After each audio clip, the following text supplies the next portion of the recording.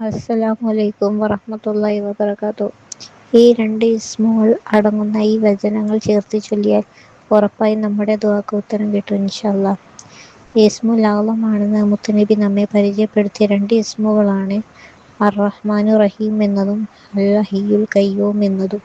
സൂറത്ത് ബഖറ 163 ആയത്തിലും അൽ ഇംറാൻ 2 ആയത്തിലും ഇസ്മുൽ ആളം ഉണ്ടെന്ന് മുത്തുനബി പറഞ്ഞിരിക്കുന്നു. ഈ ആയത്തിൽ അടങ്ങിയ രണ്ട് ഇസ്മുകളാണ് അർ-റഹ്മാനു റഹീം എന്നതും അൽ ഹയ്യുൽ ഖയ്യൂം എന്നതും. ഒരുപാട് മഹത്തുക്കൾ ഈ രണ്ട് ഇസ്മുകൾക്കുണ്ട്. പ്രിയപ്പെട്ടവരെ, എത്തിക്കാറ്റ് പോലെ വേഗത്തിൽ ഉത്തരം ലഭിക്കാൻ ഈ പറയുന്നത് പോലെ ചെയ്യുക. അല്ലാഹു ലാ ഇലാഹ ഇല്ലാ ഹുവ റഹ്മാനുർ റഹീം ഹയ്യുൽ ഖയ്യൂം. ഇങ്ങനെ ചൊല്ലാമെന്ന് മഹത്തുക്കൾ പഠിപ്പിച്ചിരിക്കുന്നു. മഹാനായ ഇമാം ജസ്രി റളിയല്ലാഹു അൻഹു ഇസ്മുൽ ആളമിന്റെ വിഷയത്തിൽ വ്യത്യസ്ത ഹദീസുകൾ ഉദ്ധരിക്കുകയും അവസാനം മുഴുവൻ ഹദീസുകളും സംയോജിപ്പിച്ചുകൊണ്ട് എന്റെ അഭിപ്രായത്തിൽ അല്ലാഹു ലാ ഇലാഹ ഇല്ലാ ഹുവ ഹയ്യുൽ ഖയ്യൂം എന്നതാണ് ഇസ്മുൽ ആളം എന്ന് പറഞ്ഞിരിക്കുന്നു.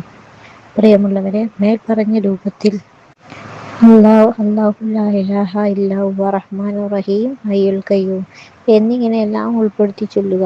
കഴിയുന്നവർ ചുരുങ്ങിയത് 100 തവണയെങ്കിലും ചൊല്ലി പ്രാർത്ഥിക്കുക.